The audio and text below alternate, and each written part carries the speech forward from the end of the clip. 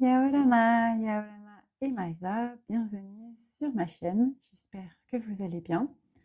Aujourd'hui, on va parler astrologie, on va parler de la pleine lune du 29 juillet. Récemment, en méditant, je me suis posé la question de finalement à quoi ça sert de parler d'astrologie, à quoi ça sert même de parler de l'invisible, des énergies invisibles. Et je dirais que dans l'absolu, en tant qu'être humain, il y a une part de moi qui est convaincue que ça sert à rien, c'est inutile.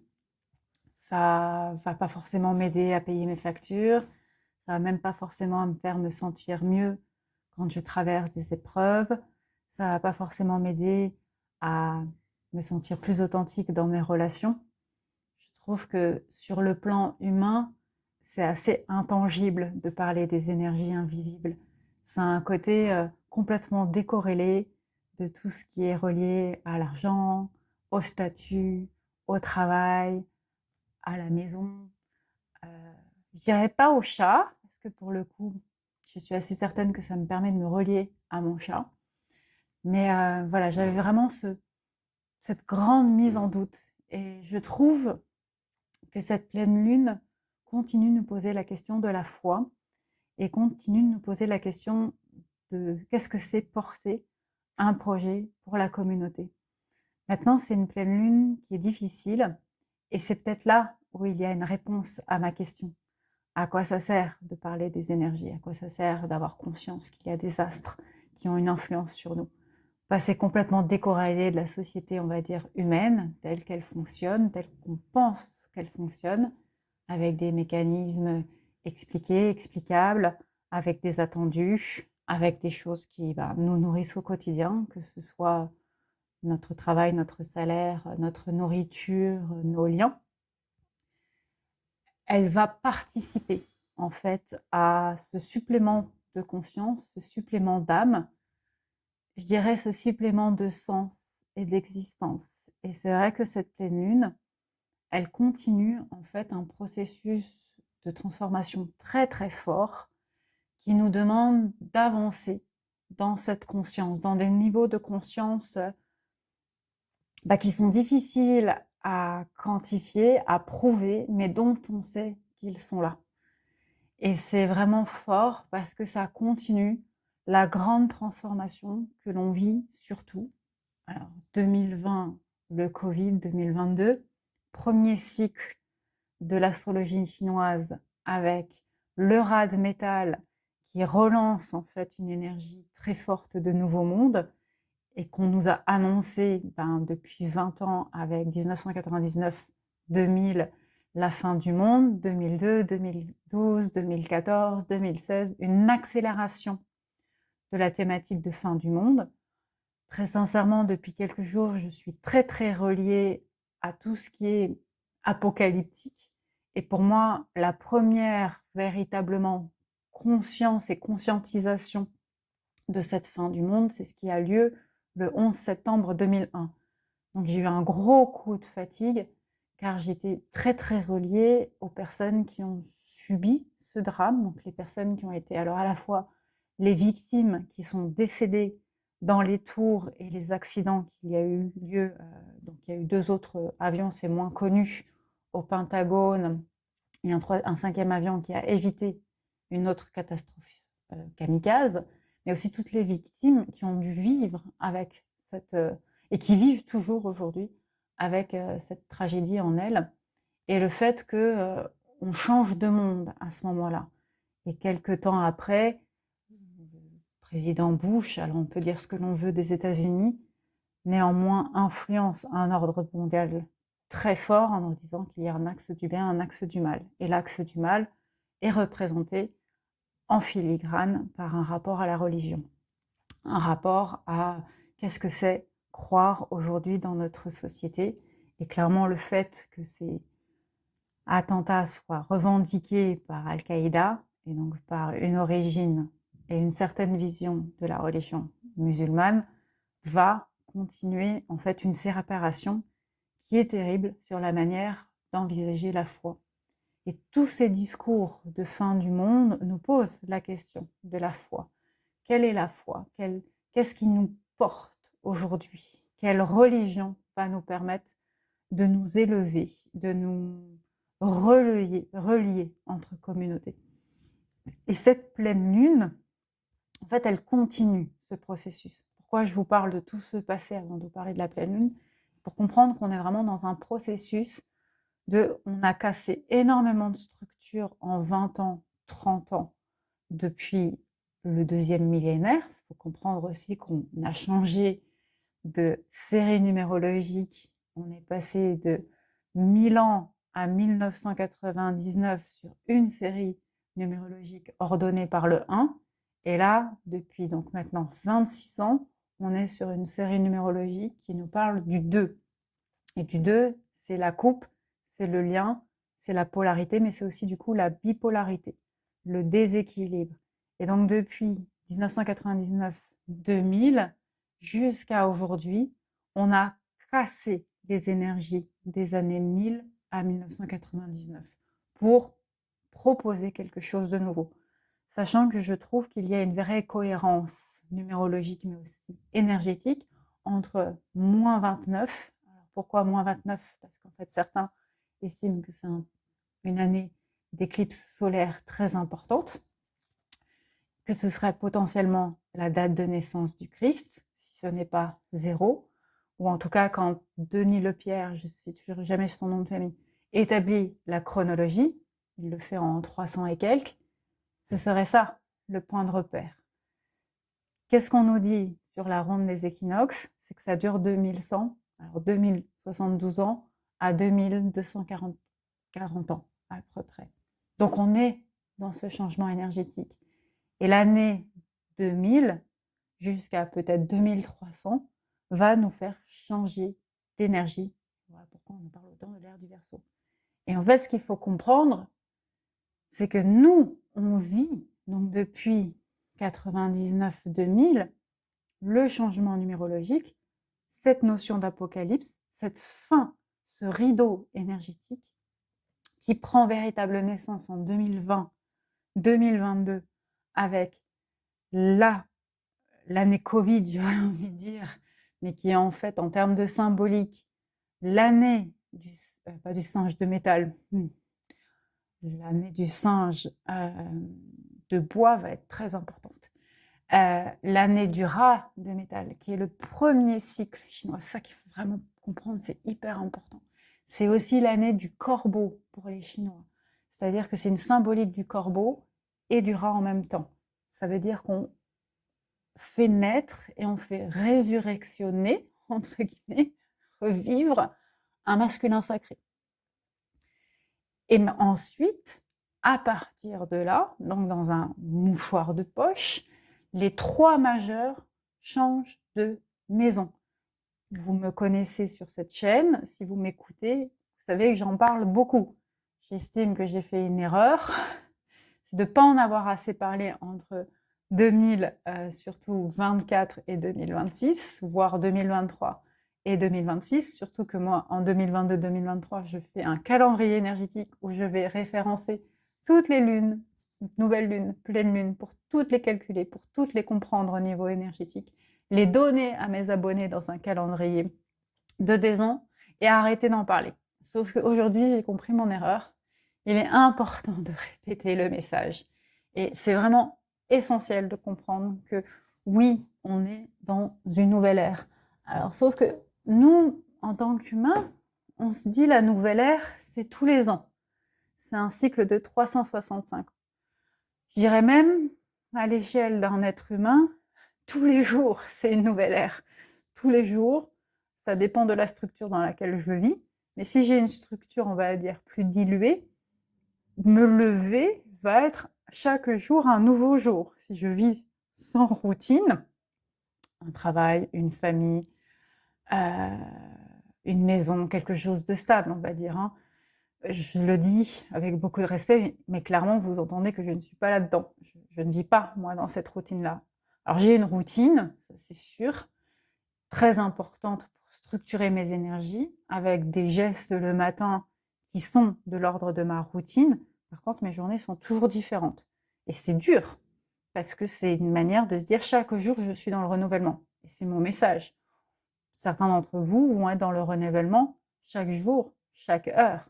Quand on vit, par exemple, là, j'ai beaucoup écouté les témoignages et je pense que j'ai fait une catharsis personnelle sur ce qui s'est passé ce jour-là, le 11 septembre 2001. Je pense que chaque minute, les personnes qui étaient dans ces tours, et surtout ceux de la tour nord et ceux de la tour sud, mais ils n'ont pas eu le même destin. Et c'est sûr que pour ceux de la tour sud, ça a été beaucoup plus urgent. Il a fallu se réinventer beaucoup plus rapidement. Je ne dis pas que la tour nord n'a pas souffert, ils ont énormément souffert aussi. C'est juste qu'elle est touchée à 9h02, 9h03, et elle tombe une demi-heure, 40 minutes après. La tour nord, elle est touchée à 8h46 et elle tombe vers 10h30. Donc, ils ont un peu plus de temps. Je pense que là, on parle de la résurrection au quotidien, du renouvellement au quotidien. Et en fait, on est dans une phase où les astres sont dans un grand renouvellement. Et ce que va nous montrer cette pleine lune, c'est à quel point les astres sont en train de se renouveler. Donc, les 3 majeurs ont changé de constellation en 2 ans et demi, un mouchoir de poche. On a commencé par Pluton, qui est la plus lente et la plus profonde des 3, mais qui parfois peut être plus rapide que Neptune, sauf qu'elle a fini son transit rapide de manière complètement hasardeuse, puisqu'il n'y a pas de hasard entre les années 80, oui, je ne me trompe pas, 84 à 95. Elle est en Scorpion, c'est son moment elliptique, donc c'est le moment où elle va plus vite, et elle reprend un temps plus lent à partir de 95-98 quand elle rentre en Sagittaire. Et là, elle est en train de ralentir sa course. Donc c'est un des temps le plus long, c'est quand elle est en Verseau, mais c'est encore plus long, bien sûr, quand elle est en, que je dise pas de bêtises, Poisson, Bélier. Et ensuite, elle va réduire à nouveau son transit, donc qui va être un transit qui dure de 12 à peu près 22 ans. Donc là, elle reprend un transit long. Et elle reprend un transit long dans une planète d'air, mais d'eau aussi. Le Verseau, pour moi, c'est un signe d'eau et d'air. Et c'est un signe qui continue la question de est-ce que l'on garde des structures, et je dis qu'elle continue parce qu'en fait, on vient d'avoir un Pluton en Capricorne où il y a eu énormément d'effondrement des structures traditionnelles.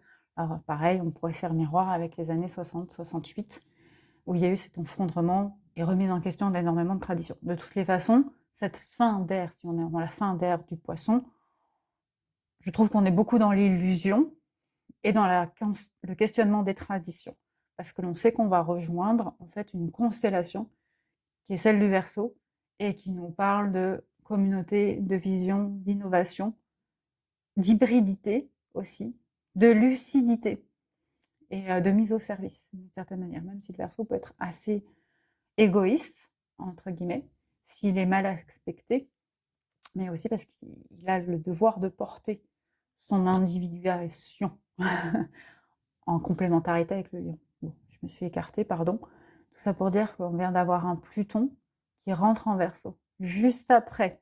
Donc ça se termine en 2024. Pendant ce temps-là, il y a déjà Neptune qui commence à bouger et qui passe, elle, de sa maison chérie.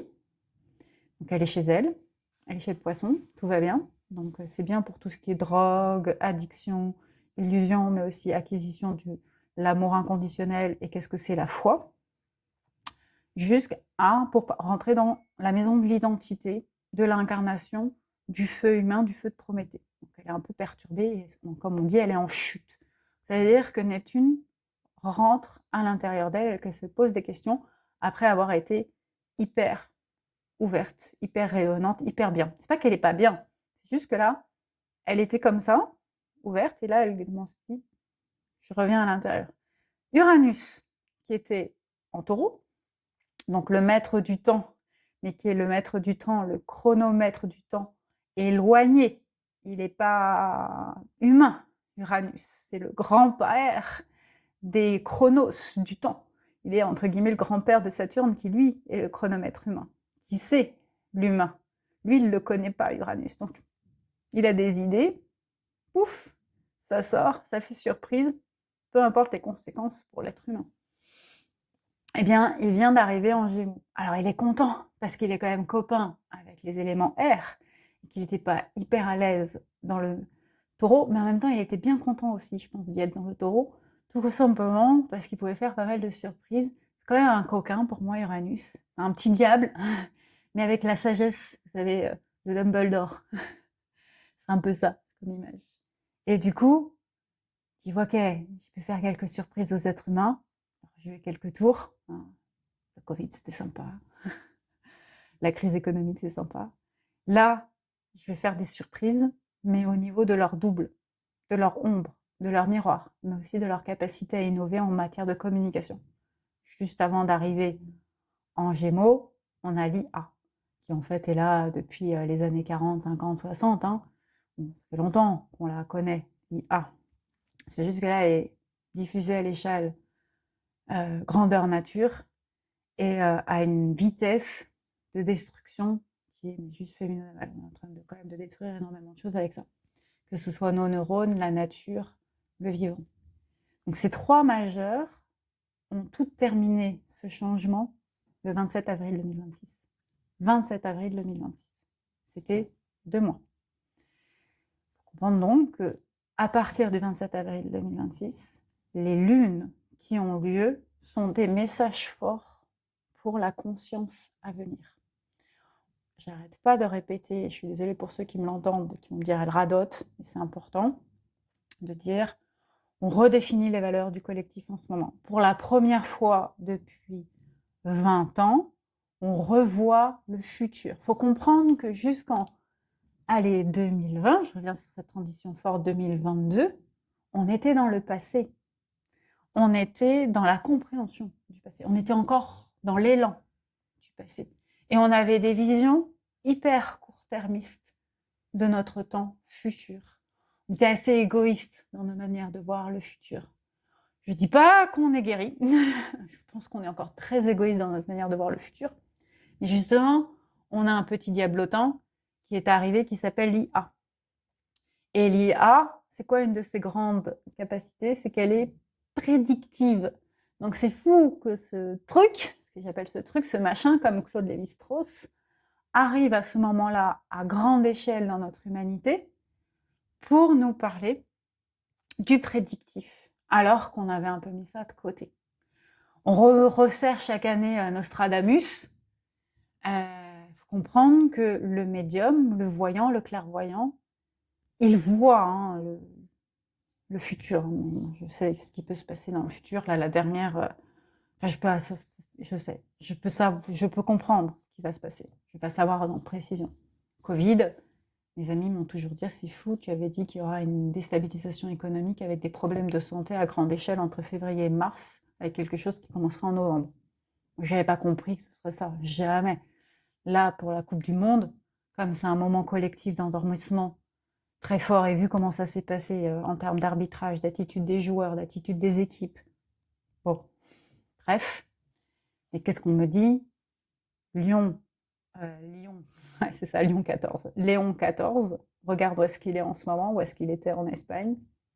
Il va aller en France, donc c'est là que je comprends qu'il va être en France au moment de la méga pleine lune du 26 septembre, qui est entre guillemets la fermeture de l'école sacrée. Et sacrée, c'est le dernier moment où je vais moi accueillir des élèves de mon école sacrée avant de réouvrir en mai 2027. Et il va être là, en France, en métropole, là où je suis censée être. Enfin, je n'y serai pas, je pense, à cette date-là, mais il est donc avec l'Espagne. Et là, on me dit Pérou. Et je connais les guides maintenant. Pérou, c'est-à-dire quoi Pérou? Pérou, effectivement, il a vécu au Pérou. Mais je dis, ben, c'est pas ça que ça veut dire. C'est pas aussi simple. Alors, ça me permet de voir qu'il y a un indicateur. Donc, si je remonte les indices, hein, on est Sherlock Holmes, on est Hercule Poirot. Et je dis, attends, ça veut dire que c'est une nation du Sud? Ils disent, oui, oui, c'est une nation du Sud, mais c'est pas forcément le Sud auquel tu penses, en plus de Nino Ferrer. Et bien sûr, si Nino Ferrer arrive la Méditerranée, je dis, bah, c'est un pays méditerranéen. Ah, Maroc, Tunisie, ouais, Égypte. Non, non, non, non, bien sûr que non. L'Italie n'est pas là. Bon, le calcul est vite fait. Et surtout que quand on fait Pérou en langage de vibration, c'est la paix du rouge, la paix des rouges. L'Espagne, c'est la Rioja. Roja. Bon, bah, ouais, c'est assez clair de se dire, ok, c'est l'Espagne qui va gagner. J'aurais dû parier et gagner beaucoup de sous. Donc Nostradamus, toutes ces indications, aujourd'hui on dit « Ah ouais, vous avez vu, il a raison ». En fait, c'est des indications qui sont suffisamment larges pour permettre d'établir un phénomène. Et en fait, ce qui se passe en ce moment, c'est qu'on nous donne des indices sur ce phénomène. On nous donne des indications sur le tableau des phénomènes à venir. Et donc, quand je vous dis qu'en ce moment, je me relie énormément au 11 septembre 2001, j'espère que vous entendez un message. Ensuite, quand on dit il y a un remue-ménage des 3 majeurs et que les pleines lunes qui vont suivre et les nouvelles lunes qui vont suivre vont permettre d'établir un message fort pour le collectif, on se pose la question de qu'est-ce qui se passe dans ces nouvelles lunes et ces pleines lunes. 3 mois après, donc 27 avril, qu'est-ce qu'on a? On a une éclipse qui a lieu autour de la Méditerranée. Ça me fait rire quand même. Donc, c'est pas parce que la Méditerranée est plus importante ou une autre que nous. Je vous rappelle juste l'histoire des civilisations. C'est aussi simple que ça. Qu'est-ce qui se passe sur cet axe de civilisation depuis 2000 ans, depuis le 1000 ans? C'est juste poser un axe énergétique de transformation, un équateur. Donc on en a une première le 12 août, qui va passer Portugal, France, et une deuxième le 2 août, qui personnellement est le jour de l'anniversaire de ma grand-mère, donc tout de suite ça fait bim, bim, bim, bim, bim, méga puissance, parce que ma grand-mère était une femme puissante. Et où est-ce qu'elle passe? Théops. Voilà.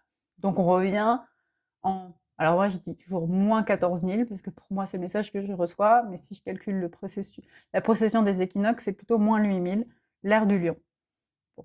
En tout cas, c'est les Atlantes, c'est ce mythe que l'on a construit sur la construction de la pyramide, qu'il soit vrai, qu'il soit pas vrai. Voilà.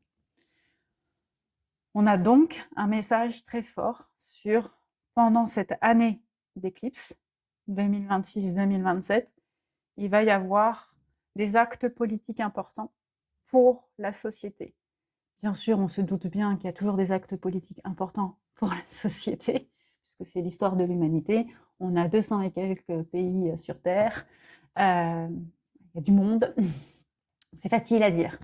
C'est intéressant de se dire que par contre, si on regarde ça en étant français, ce qui est mon cas, qu'est-ce qui se passe entre 2026 et 2026? On change de président ou de président. On va peut-être même avoir une présidente. Donc, important. Et qu'est-ce qui précède cette éclipse, la première éclipse? C'est la pleine lune du 29 juillet. Et c'est fou, parce que quand j'ai fait des connexions avec mes abonnés, donc pour Manouiti, l'intelligence invisible, je suis un peu à la bourre, mais même pour vous qui m'écoutez, mais c'était vraiment sur Manouiti, j'ai vraiment compris quelque chose de fort quand on a fait une canalisation ensemble. C'était pour la nouvelle lune de juillet. J'ai dit, il y a 3 archanges qui sont là. Et je me suis dit, mais les archanges, c'est le 29 septembre. Ça, je le sais par cœur. Quand j'ai commencé à être initiée, je suis rentrée par la porte de l'illusion qui s'appelle la flamme jumelle. Par contre, ce qui était très fort, c'est que je savais qu'il allait se passer quelque chose le 29 septembre. Je ne savais pas ce que c'était cette date à l'époque. Je ne comprenais pas ce que c'était. Sauf que voilà, je savais qu'il fallait que j'aille parler à celui qui représentait la flamme jumelle pour moi à l'époque. Et il m'a dit, mais tu sais quel jour tu me parles, enfin, je veux dire, tu as choisi un jour, et moi je ne le savais pas du tout, mais c'est la fête de Saint-Michel, qui est le prénom de son père, et qui, moi, est hyper importante dans ma famille, mais aussi donc Saint-Michael, et des archanges, Raphaël. Et là, quand j'ai vu cette canalisation, alors nous, on avait Michael, oui, alors Azraël, Azaziel, ça reste le mystère, je pense, du message, mais là encore, par rapport à la notion du mal et du diable en ce moment, c'est hyper important de se dire, ouais, le diable est parmi nous et le mal est parmi nous. Et c'est pas, voilà, dire je vois les choses de manière négative que de le dire, pas parce que je critique le monde ou que je dénonce qu'il y a du mal et que je dis que ça va pas, que j'adhère au mal. Je le constate. Et Samuel. Et donc là, je me suis dit, 29 juillet, il y a une rencontre des archanges. Donc allez, on va rentrer maintenant. 24 minutes et 44 secondes, alors que j'avais promis que je ferais une lecture. Et je préfère prendre le temps et bien poser les choses avant de rentrer vraiment dans la pleine lune. Et puis de toute façon, pour moi, si vous m'écoutez, c'est qu'on est là pour prendre le temps d'écouter. On va aussi un petit peu accepter son style. Et j'aime prendre mon temps, j'aime voilà, poser les choses avec profondeur, conscience, justement si ça doit être utile. Ouais, j'en perds ma voix. C'est en prenant le temps de poser les choses. Alors, 29 juillet, donc pour moi déjà, c'est une pleine lune, nouvelle lune. Elle continue donc la nouvelle lune du mois de juillet, et elle en même temps qui était déjà pour moi une pleine lune parce qu'elle était très puissante. Donc c'était le 14 juillet, fête de l'indépendance française, jour de la demi-finale, jour d'alignement des chakras. Donc était une nouvelle lune, pleine lune. Et là, on a encore une nouvelle lune, pleine lune. Sauf qu'on a quand même beaucoup plus les attributs d'une pleine lune. C'est pas une super lune, alors que souvent en été, on a des super lunes. Et là, elle n'a pas les attributs officiels d'une super lune, mais parce qu'en fait, elle n'a pas besoin, je pense, d'être une super lune pour nous dire qu'elle est puissante. Il suffit de la regarder. Donc je mettrai au montage, je vais me le noter à partir de 24 minutes 44, je mettrai, voilà, à côté de moi, vous le verrez vous au montage, moi je le vois en face, cette pleine lune. Alors, si juste on la regarde, quand on regarde une pleine lune, c'est bien sûr, est-ce que le soleil et la lune sont en axe opposé? Donc on est sur une pleine lune en Lion, donc ça veut dire que la lune va être en Verseau. Hyper important, puisque par rapport à ce que je viens de vous dire et à la valse de l'apocalypse, plus le fait que c'est la première fois qu'on a tous les nouveaux messages depuis le 27 avril de chaque maison d'astre, le cancer a été, mais normalement il est tout doux le cancer, il est tout gentil. Putain, là, qu'est-ce qu'il nous a envoyé du beefsteak le cancer? Il nous a fait travailler à fond sur le passé, à fond sur les racines, et tout d'un coup il a commencé à faire la Marianne, un peu la Jeanne d'Arc jouvencelle, et à dire moi aussi je veux changer le monde et je veux changer ma classe politique. C'est pas son habitude le cancer, donc je l'ai trouvé très engagé, le cancer. Le Gémeaux, lui, qu'est-ce qu'il nous a dit? Il nous a dit je vais t'envoyer du beefsteak sur tes illusions et ton ombre et ton identité, et je vais te pousser à prendre de la responsabilité. Donc c'est ça. Et donc là, le lion, qu'est-ce qu'il dit? Le lion, il commence son entrée à lui aussi en disant voici ce que je veux moi pour mon nouveau monde, sachant que je vous rappelle que ce nouveau monde, les astres là, ils sont en train de donner des codes de langage. Ils sont en train de nous donner un cahier linguistique, vous savez, un code de langage. Comment ça s'appelle là, les speeches? Ah zut, on fait ça en communication. Bref, c'est pas grave. Un index, c'est pas le mot, un index lexical, c'est pas le mot. Ah, ça me fatigue, bon, c'est pas grave.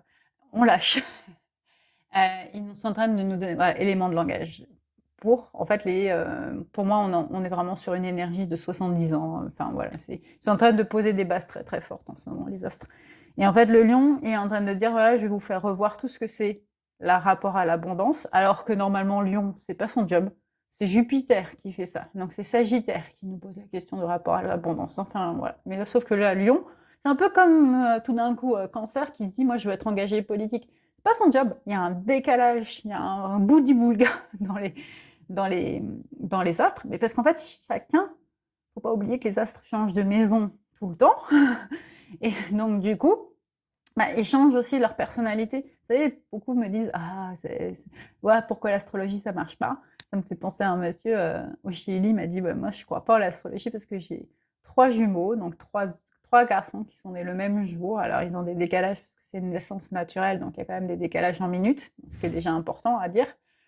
Mais ils ont surtout 3 personnalités très différentes. Je dis oui, mais parce qu'en fait, chaque signe peut habiter sa maison avec. Enfin, c'est pas parce qu'on est un signe qu'on a une facette. Ça, pour moi, c'est du médium en culotte courte, de nous faire croire que déjà, on n'a qu'un signe qui est un signe solaire. C'est nous tromper, c'est de nous restreindre. Et en plus de nous faire croire qu'on va exprimer qu'une seule partie de cette personnalité très riche qui est l'astre, enfin, ces constellations. Déjà, elles vivent pendant 1 mois un transit du soleil, et encore, ça dépend des signes. Par exemple, le transit en scorpion est un des plus courts, c'est une dizaine de jours. Une dizaine de jours, vous avez le temps de changer de personnalité, j'ai envie de dire. Et c'est surtout, elles font des transits tout le temps, et elles ont la visite de plein de monde tout le temps, et elles sont dans une spirale ascensionnelle qui évolue. Donc, ça va pas être les mêmes. On va toujours changer. C'est ça qui est important à dire. Et donc là, le lion, qui normalement est quand même, on va dire, allez, le comique du zodiaque. L'égocentrique aussi, un peu du zodiaque. pouvoir. Je dirais que ce serait Louis XIV, si on veut faire un archétype, celui qui est voilà, le roi soleil, qui veut avoir le pouvoir, qui veut régenter et qui est très accro à la mythologie. Je trouve que c'est hyper intéressant de voir que l'Odyssée de Nolan débarque. Alors bien sûr, c'est l'été, c'est pendant la saison du Cancer, parce qu'on parle de famille, on parle de passé, mais à une période où on est dans le lion et on est dans la lumière à travers le personnage d'Ulysse, qui est joué par Matt Damon. Donc un personnage que je trouve très Cancer, d'ailleurs, dans son archétype, mais en même temps solaire. Et là, le lion est en train de nous dire, moi, je veux reposer la question de l'abondance. Parce qu'en fait, Jupiter était en Cancer et passe en lion, à peu près, juste un peu avant que le lion devienne le signe solaire.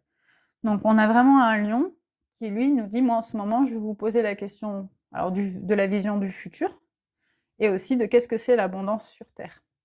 Mais de manière assez forte, et parce que le lion a peut-être compris aussi son job, il est mature, le lion, ce qui est intéressant aussi en termes d'énergie, je trouve qu'il arrive avec une certaine maturité.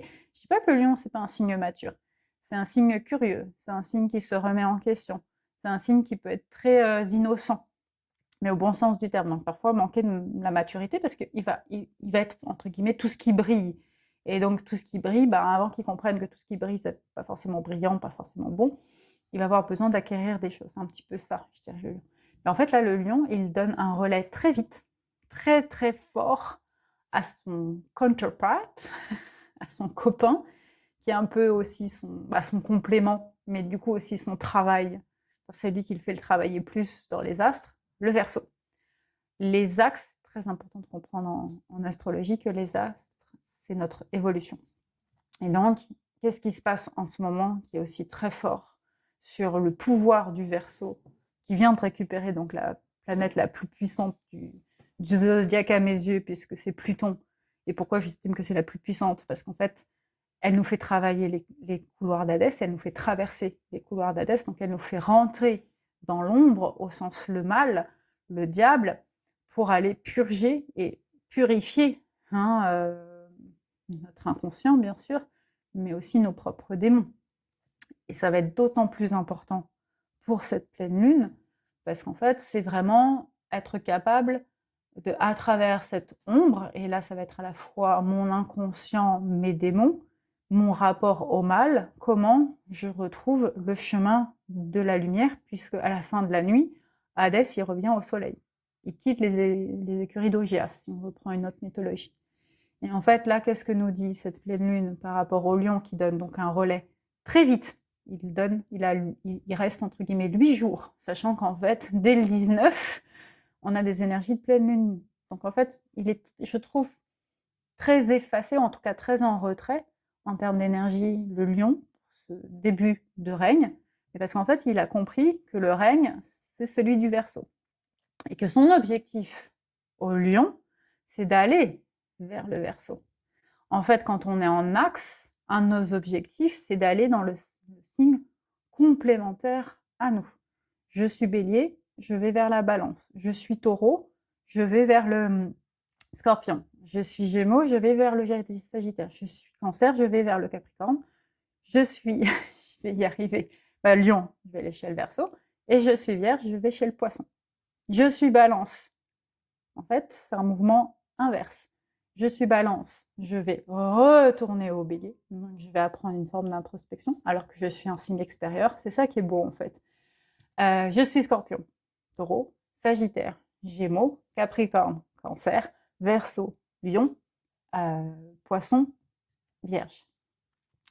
Et donc lion, là, notre lion de cette nouvelle ère, est en train de dire, je suis capable de comprendre que pour faire interroger les êtres humains sur Terre sur leur notion de qu'est-ce que c'est l'abondance, qu'est-ce que c'est la réussite, qu'est-ce que c'est le fait de briller auprès de ses proches, auprès de sa communauté, d'avoir une place dans le monde, c'est d'être au service et donc de donner la lumière à mon counterpart, mon comparse, qui est le Verseau.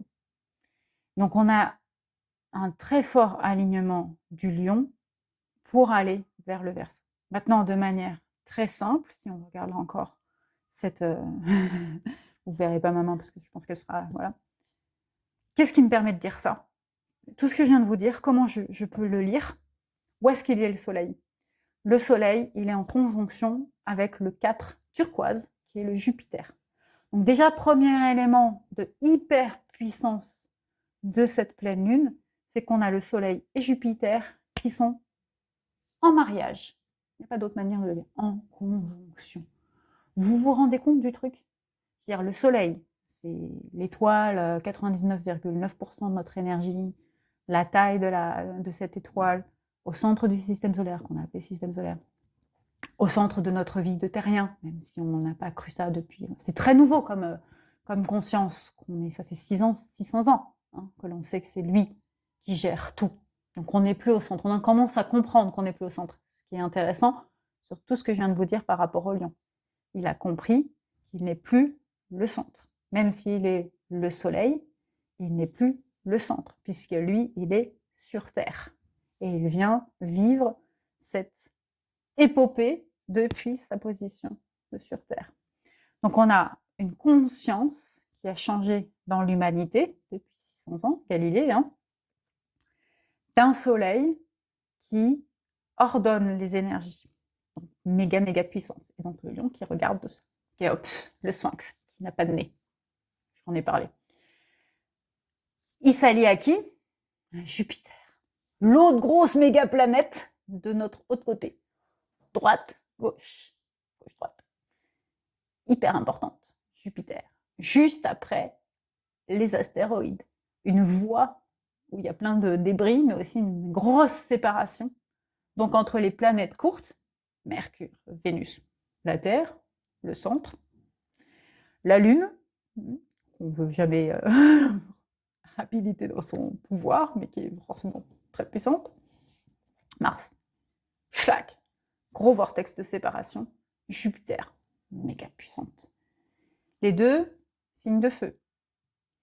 Signe de feu, donc le lion, c'est le signe de feu, c'est j'ai conscience de mon âme incarnée, et Sagittaire, j'ai conscience de mon guide incarné sur Terre. Donc en parallèle, c'est de se dire, bah, où est-ce qu'il est Mars? Premier signe de je viens incarner mon identité par mon feu. Le bélier. Où est-ce qu'il est le bélier en ce moment? Où est-ce qu'il est, pardon, Mars en ce moment? En Gémeaux, façon 7, façon balance. Donc il nous balance, ça répète, déjà de la responsabilité, des illusions, des remises en question sur qui on est en tant qu'être humain, pour nous pousser à aller dans cette vision, dans ce collectif. Donc on a quand même une conjonction très très forte qui nous parle de c'est quoi le collectif, c'est quoi ma place au monde, c'est quoi mon ego, c'est quoi ma relation à l'abondance. Et en face de qui? Verseau, dont on a compris que c'était lui maintenant qui allait avoir le bâton de relais. Donc on a la conjonction Soleil-Jupiter avec en face qui? Verseau, l'amour rebelle, Carmen, quoi. La nana qui tombe amoureuse tous les 4 matins, qui finit par tomber amoureuse, mais qui se fait tuer par son ex, et qui est persuadée d'être dans son bonne idée. Et qui devient en fait victime et prisonnière de sa grande liberté. Ah, ça me fait toujours rire, mais c'est un rire peut-être aussi jaune par rapport à moi-même. Je suis Verseau, l'archétype de Carmen est très fort dans ma lignée. Cadiz, Séville, Espagne. C'est un opéra de Bizet qui est magnifique et que j'adore. C'est l'archétype de la femme sorcière, la femme voyante, de voir la mort arriver, mais pour autant d'être dans le plaisir et l'affront et le disrespect, le manque de respect de l'autorité et se faire enfermer par ses propres illusions. Bah, le Verseau, lui, je le trouve pas encore mature. Hein. Il n'a pas encore pris ses responsabilités. Il n'est pas du tout comme le lion qui a commencé à comprendre. Mais en même temps, faut pas oublier qu'on n'est pas en janvier. Il n'a pas encore le soleil chez lui, le Verseau. Il a encore quelques mois pour prendre ses responsabilités. Et peut-être qu'il se dit, ouais, je vais pas les prendre tout de suite, moi, mes responsabilités. Déjà qu'il a la lune, qui est en train de lui dire, hey, oh, je vais aller nettoyer tes émotions sur la liberté. Et je vais aller poser des questions sur c'est quoi la liberté en communauté. Donc c'est sûr qu'en ce moment, on se fait vraiment travailler en tant qu'individu sur qu'est-ce que c'est le service à la communauté. Et vu l'état de l'individualisme dans notre société, je pense qu'on a encore beaucoup de boulot. Mais tout ça pour dire qu'il y a une véritable question de c'est quoi la liberté et à quel point je vais être limitée dans ma liberté pour le service au collectif. Et c'est là où donc on a le deuxième élément qui est hyper puissant dans cette pleine lune. Donc, premier élément, la conjonction du Soleil et du Jupiter qui sont en Lion. Donc, méga feu, méga nettoyage de l'ego, méga une question de la créativité, mais aussi maturité très forte, pour aller nettoyer en face le Verseau, qui est un petit peu en mode dilettant, et qui veut dire, moi, l'amour est enfant de rebelle, mais en fait, ça me rend malheureux. Donc, il dit, bon, je vais peut-être aller me poser des questions sur la vérité de ces émotions, et tout ça, grâce à quoi? Bah, au placement de ces planètes dans les maisons. Et alors c'est là où vous allez comprendre, deuxième élément, pourquoi cette pleine lune, elle est méga puissante.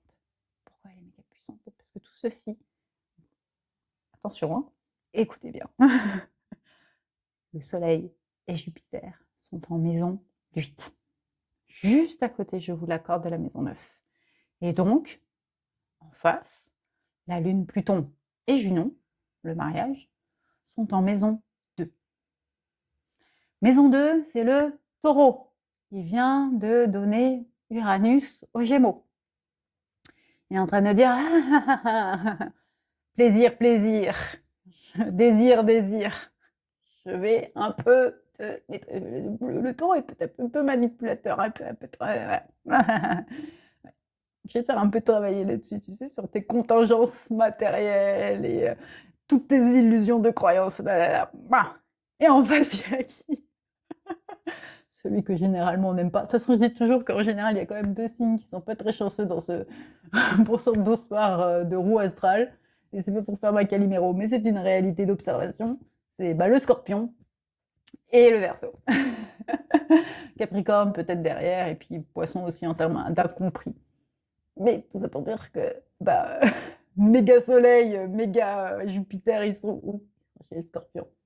Et alors là, autant vous dire que boum, vous allez comprendre pourquoi c'est le bazar.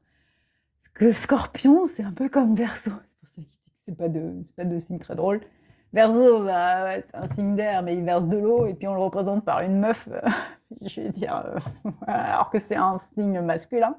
Polarité masculine, mais qui est en fait hyper hybride, donc le pauvre en termes d'identité, voilà, puis les 11, 1 plus 1, bref, merci Verseau. Et l'autre, damné du ciel, Scorpion. Voilà pourquoi je vous ai beaucoup parlé du mal en ce moment, de la notion de c'est quoi les couleurs d'Hadès, c'est quoi les couleurs de l'ombre, qui vient de quitter qui a quitté Pluton? Pluton a quitté Capricorne, donc Saturne, le temps humain. Saturne, c'est quand même, avec Jupiter, c'est quand même les 2 planètes moyennes qui font des liens avec l'humain. Chiron, à moitié humain, Jupiter, jupitérienne, Saturne, saturnienne, voilà, c'est des champs. Alors que Pluton et Uranus, ils sont déconnectés de l'humain. Ils sont sur un autre plan. Donc Pluton vient de quitter une planète quand même un peu ordonnée pour aller dans une planète, on vient de dire qu'elle est complètement diluée, qui en plus est reliée à Uranus, qui elle aussi est reliée par l'ère du Gémeaux. Bref, tout ça pour dire que notre méga conjonction est en Scorpion. Donc Scorpion, c'est la résurrection. Donc il y a peut-être dans les bonnes nouvelles une résurrection de la mission de vie, une résurrection de l'envie de rire, une résurrection de l'abondance, une résurrection aussi, je dirais même, de la maturité, du mariage, de ma manière de gérer des émotions, mais c'est en opposition. Et je pense qu'il y a aussi beaucoup une résurrection de ma manière de communiquer. On n'est plus en Mercure rétrograde, donc la communication, ça va aller mieux. Mais aussi, il va y avoir un gros bousculement et basculement dans la direction, à la fois personnelle et collective. Parce que ça y est, le nœud nord, autre gros changement, a quitté notre ami du Poisson pour aller en Verseau. Donc ça veut dire aussi que Lion bosse beaucoup. Parce qu'en fait, quand on a un nœud nord en Verseau, ça veut dire que notre zone de sécurité, c'est le Lion et qu'on est appelé à émanciper, déployer une autre énergie pour aller vers le Verseau. Et inversement, quand on a un nœud nord en Lion, Ça veut dire qu'on est dans un processus où on pense qu'aux autres, au collectif, et qu'on doit aller vers un axe de personnalité, de création, d'individu. Alors c'était faux parce que j'ai vraiment, là aussi, obéi aux astres quand je l'ai fait. Mais le 14 juillet, je vous ai fait une lecture parce que je trouve qu'il y avait un... En fait, ce qui est dur quand on est astrologue, c'est de voir à quel point le politique et les événements collectifs, les événements médiatiques sont là pour faire des miroirs, sont là pour faire des écrans, sont là pour faire des robots qui empêchent à l'humain de se relier à ce qui se passe au niveau des astres. Avant, dans les sociétés traditionnelles, les sociétés sacrées, on avait un porte-parole, un chaman, un médium, un conteur, qui expliquait ce qui se passait. Alors bien sûr, ce qui a été, et c'est pour ça que ça a été détruit, c'est qu'il pouvait y avoir des mauvaises intentions, et donc manipulation des foules. Je pense qu'on en a bien conscience, et ça a été un des grands aboutissements historiques de ça.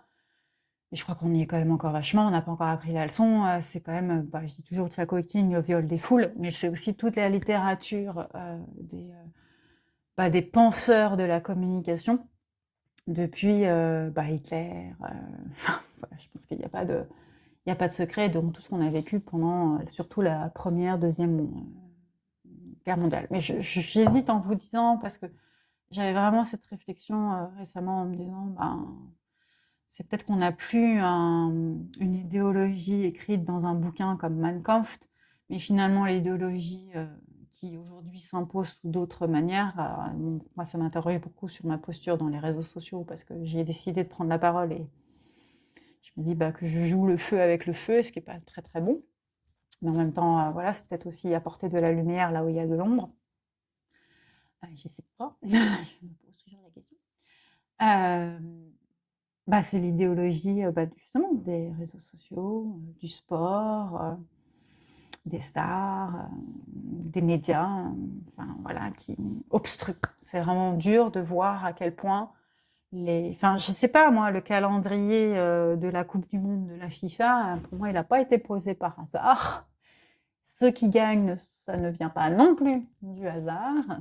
Je trouve que c'est très intéressant et c'était peut-être même prévisible de se dire qu'il y avait, vu l'état des équipes anglophones, je trouve ça très intéressant qu'il y ait une finale hispanophobe à New York, hispanophobe, c'est mignon, un 19 juillet avec un Trump qui fait sa parade. Donc, en fait, ce qui est fou, c'est de se dire à quel point il y a des miroirs, des écrans sur ce qui se passe dans les étoiles et comment on empêche en fait le collectif d'avoir accès à ce qui se passe aux étoiles. Et c'est pas forcément que parce que je fais, par exemple, il y a beaucoup de personnes sur YouTube qui vont expliquer les étoiles, qui vont, comme moi, faire des formations, avoir des initiés, accompagner à cette conscience-là. Je dirais que c'est aussi la connexion par le cœur, par le corps. Là, ce que nous dit cette pleine lune, c'est qu'on va avoir un vrai bouleversement par le corps. Et donc, je l'ai appelé pleine lune, une puissance de guérison, parce qu'en fait, toute cette énergie qu'on nous envoie peut bien sûr guérir profondément des cellules de corps, peut guérir. Donc, ce qui est très beau en ce moment, parce que là, je vous ai parlé des risques, c'est toute la capacité des astres à vouloir guérir nos corps, donc les différents corps que l'on a, et donc les blessures du passé, pour pouvoir nous amener vers un vaisseau. J'avais beaucoup cette image du radeau de la Méduse, de la croix, la liberté ces derniers temps. Et c'est aussi pour nous pousser à aller vers un corps qui va être, on va dire, plus sensible et plus ouvert à ces niveaux de conscience. Donc c'est peut-être là où il y a une utilité à partager les savoirs sacrés, c'est de dire on contribue à épaissir ces corps de conscience, épaissir ces corps de sagesse. Et donc là où il y a un autre travail, donc troisième élément de cette pleine lune, c'est justement tout le travail par rapport à notre conscience et à notre connaissance de sagesse, mais sagesse aussi par le corps et par la racine. Donc l'autre élément qui est intéressant à voir en ce moment, c'est l'axe Vénus. Donc Vénus est rentrée en Vierge. Donc, une Vénus qui rentre en Vierge, elle peut nous donner de l'amour déjà maternel, mercurien, donc une capacité à communiquer nos sentiments, mais aussi quelque chose d'assez pur. C'est un peu la Vierge, donc au sens la femme qui est dans la piété, donc nous faire redonner de la foi, redonner de l'ordre, redonner... Alors ça peut être aussi une manière inconsciente de vouloir contrôler. Et elle est en opposition avec Neptune, qui, dont je vous rappelle, est en bélier, qui a donc également, donc ce qui se passe en bélier en ce moment, on a Neptune et Saturne qui sont là. Donc Saturne, ça va être jusqu'en 2028. Donc, alors que Neptune, c'est jusqu'en 2000... J'ai un trou parce que Verseau, c'est 2042-2044. Je pense que c'est 2000, en toute logique, 2034-2036. Oui. Et ouais, non, 2034, c'est Uranus. Ouais, je le fais en même temps que, que vous. Il y a un petit... tiens, c'est marrant, ça. Il y a un petit... je sens que j'ai pas le droit de le dire, alors que je le connais par cœur. Bon, c'est pas grave, on lâche. Je suppose que... Ah oui, d'accord, j'ai compris. C'est pour éviter de scinder tout de suite toutes ces zones énergétiques, puisque l'objectif, comme je vous disais en ce moment, c'est de nous amener à une énergie de 70-72 ans, qui est un astre sacré, hein, le 72, les 60 dimensions, donc ça c'est tout par rapport à l'héritage hébraïque. Et donc voilà, c'est pour ça que je bloque un peu là en vous le disant, alors que je connais par cœur. On est vraiment, avec ce troisième axe de la pleine lune, sur une restructuration de l'amour. Il y a quelque chose dans les énergies qui prend de la responsabilité vis-à-vis de l'amour. Ce qui donne, et ça je le dis depuis un mois et demi, soit des dynamiques de séparation, soit des dynamiques de réunion, retrouvailles, soit des dynamiques de rencontres pour ceux et celles qui le souhaitent. Et c'est sûr que, voilà, moi c'est vraiment un truc, je m'en suis d'ailleurs moquée et je vais continuer de m'en moquer parce que j'estime que c'est important de se moquer des concepts spirituels, il y en a trop. Et ils sont là encore, voilà, c'est comme dire vous êtes Gémeaux, vous êtes Verseau, vous êtes ci, c'est vous séparer de qui vous êtes, c'est de vous faire regarder d'un seul axe. Et en fait, en ce moment, il y a beaucoup de surprises au niveau relationnel. Donc, voilà, et donc, ça veut dire qu'il peut y avoir des rencontres amoureuses de ce qu'on va appeler la flamme jumelle, l'âme sœur, le compagnon divin. Donc, voilà, et c'est là où je vais vous dire que moi, mon point de vue là-dessus, il est très clair. Tout ceci, c'est du bonbon pour enfants en besoin de sucre, quoi, pour enfants surexcités.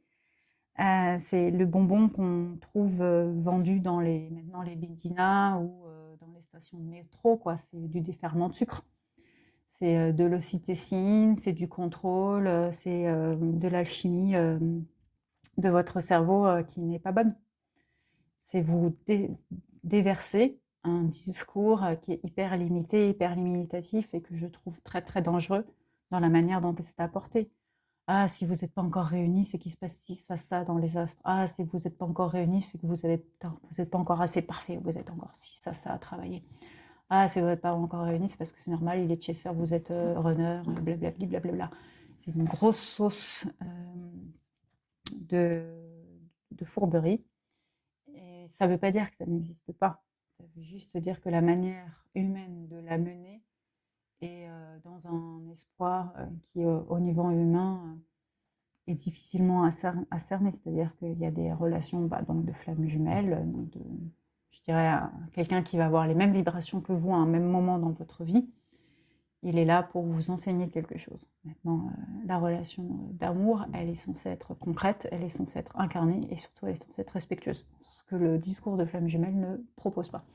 Donc voilà, mais par contre, c'est sûr que si on en revient sur l'axe de l'amour, donc dans ce qui est fort dans cette pleine lune, c'est qu'il peut y avoir énormément de surprises en termes de relations amoureuses et qu'effectivement, les personnes que vous pouvez rencontrer en ce moment, dans cette saison estivale, ça va être plus qu'une relation estivale, justement, c'est les amourettes de l'été.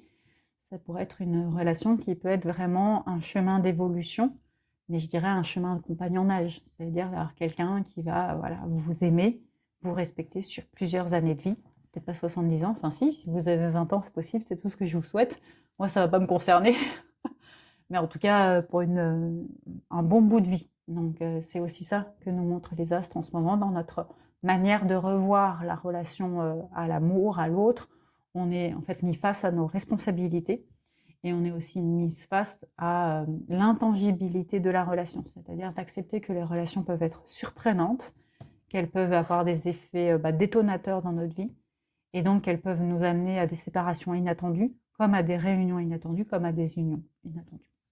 Voilà, donc c'est une pleine lune, comme vous l'entendez, qui est très très dense. Et je ne parle même pas, donc j'avais fait une longue vidéo déjà pour préparer cette éclipse, où j'avais parlé de toute l'histoire de l'éclipse, et finalement je n'ai jamais fait la lecture de l'éclipse, et tout simplement parce que je ne le sentais pas, même si voilà, c'est clairement posé.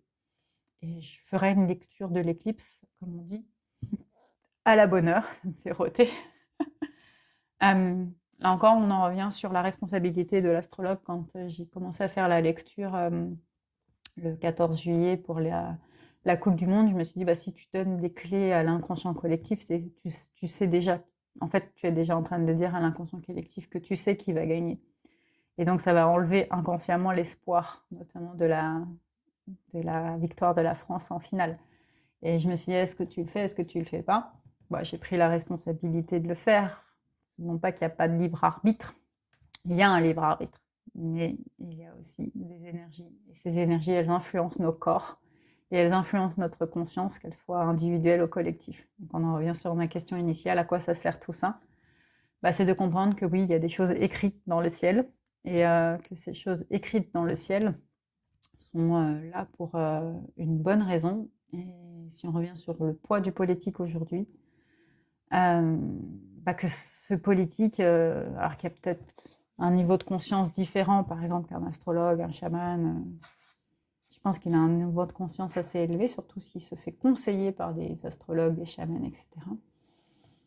Par contre, la question, c'est la valeur derrière de ce que chacun porte.